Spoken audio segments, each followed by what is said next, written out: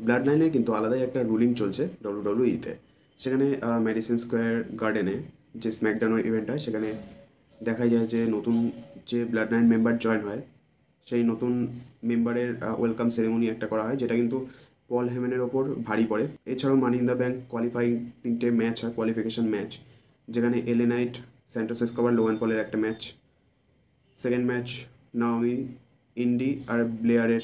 Third match Tiffany, candies আর Z Kargil.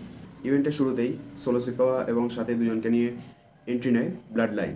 কিন্তু যে third নতুন মেম্বার, তাকে তো দেখা যাচ্ছে না, সে সেখানে এখনও আসেনি। পল হেমেন জিজ্ঞেস করায়, সোলো কিন্তু তাকে কাম ডাউন হতে বলে। এবং ব্লাড লাইনের এন্ট্রির কিছু পরে কিন্তু কোডিওর্স, র্যান্ডি অর্টন আর কেভিন ওয়েন্সের এন্ট্রান্স দেখা যায়, যেখানে তারা গাড়ি করে আসে। একদম মানে একটা মনে হচ্ছে যে পুরোনো শিল্ডের যে ওরা, সেখানে সেই মুহূর্তগুলো আর কি রিভিউ করার মতো।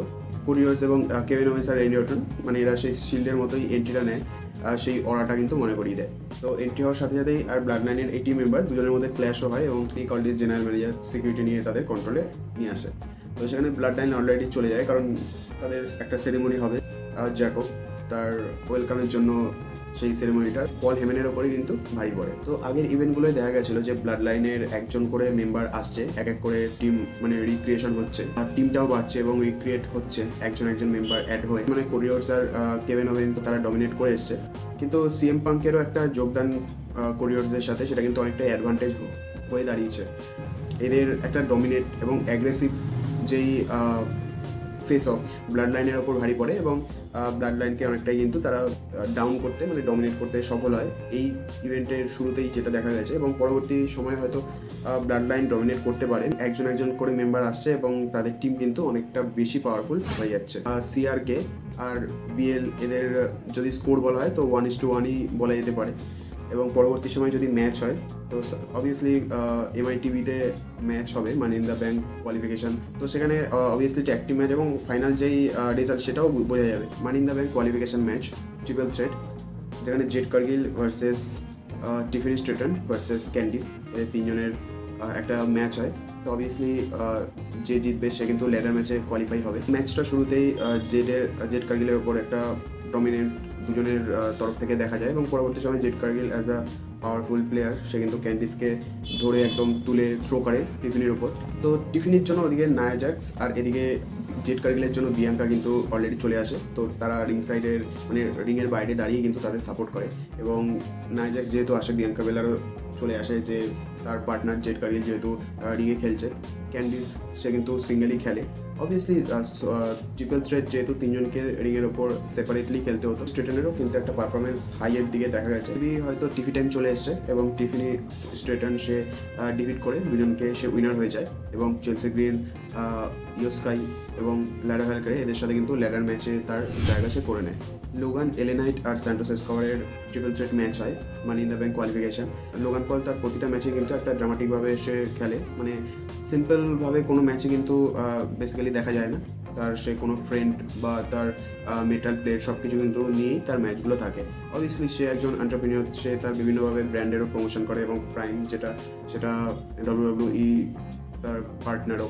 তো সেখানে তার বিভিন্ন তার ট্যাকটিক্স এবং সব কিছু কিন্তু তার স্ট্র্যাটেজি, সব কিছুর পেছনে কিন্তু তার স্ট্র্যাটেজিটা দেখা যায়। তো তেমনই এই ট্রিপল থ্রেট ম্যাচে তার একজন ফ্রেন্ডের সাথে সে এন্টার করে। তো লোগান পলও যেমন তার ফ্রেন্ডকে নিয়ে এন্টার করে এবং ম্যাচে তাকে ইনভলভ করায়। তো ওদিকে এলএ নাইট তারও কিন্তু ফ্রেন্ড সে রিং সাইডেই উপস্থিত থাকে, এবং স্যান্টোস এসকোবার, তিনজনের একটা ট্রিপল থ্রেট ম্যাচ হয়।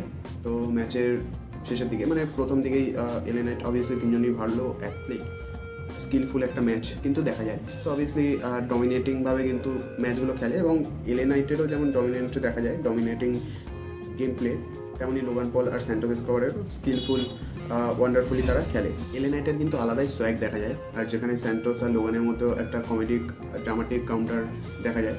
তো একটা বেশ কম্প্যাক্ট ম্যাচ এই ম্যাচটা বলা যেতে পারে। প্রত্যেকে কিন্তু অনেক চেষ্টা করেছে, এবং লোগান পল কিন্তু সে সব কিছু ট্রাই করেছে, সে মেটাল প্লেয়ার, তার ফ্রেন্ডস সব কিছু কিন্তু সে ট্রাই করেছে ম্যাচটা জেতার জন্য। এলএ নাইট কিন্তু অন্য লেভেলে যাচ্ছে, সে লোগান পলকে ডাউন করে এবং পিন করে সে কিন্তু উইনার হয়ে যায়, এবং ল্যাডার ম্যাচে সে তার জায়গা করে নেয়, যেখানে আন্ডারডে, কার্মেলো হেস এদের সঙ্গে কিন্তু ম্যাচ খেলতে দেখা যাবে।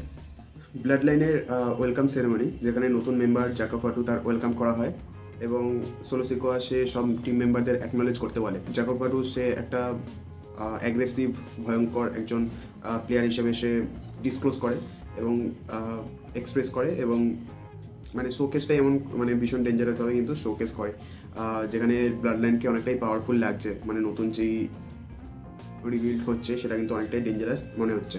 আর ওদিকে কিন্তু কোটিওর্স, কেভিন ওভেন্স আর কেউ এদের সাথে ক্ল্যাশ চলছেই।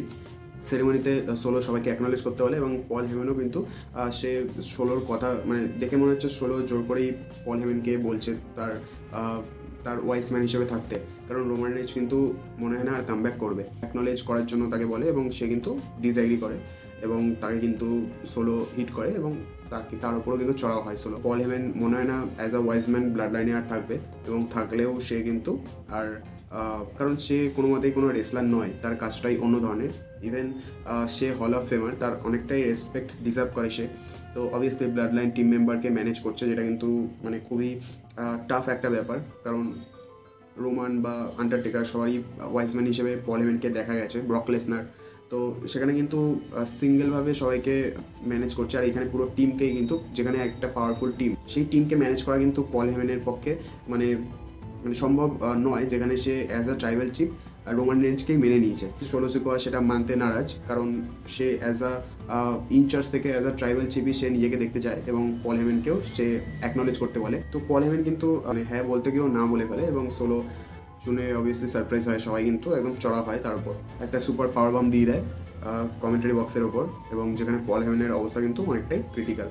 তো অবভিয়াসলি পল হেমেন পরবর্তী সময়ে ব্লাড লাইনের সাথে অ্যালাইন থাকবে কিনা সেটাও একটা দেখার বিষয়। নিক অল্ডিস তার ম্যানেজিংয়ের একটা বড় চাপ পড়ে গেছে, কারণ এমন একটা পাওয়ারফুল টিমকে ম্যানেজ করা কিন্তু সহজ ব্যাপার নয়। যদি কোরিওর্স, কেভিন ওভেন্স আর র্যান্ডি অর্টন, সিএম পাঙ্ক এদের টিমটা যদি আরও বেশি এদের সাথে ট্যাগ টিম ম্যাচ হয়, তাহলে কিন্তু সেখানে বোঝা যাবে যে কতটা ডমিনেটিং এবং তারা ঠিকঠাকভাবে এগোচ্ছে।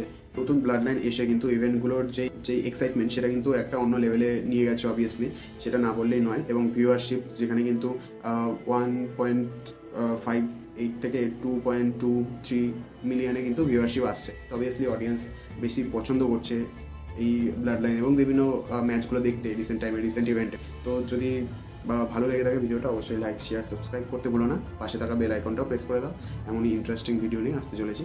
দেখা হচ্ছে নেক্সট ভিডিওতে। ততক্ষণ টেক কেয়ার, বাই বাই।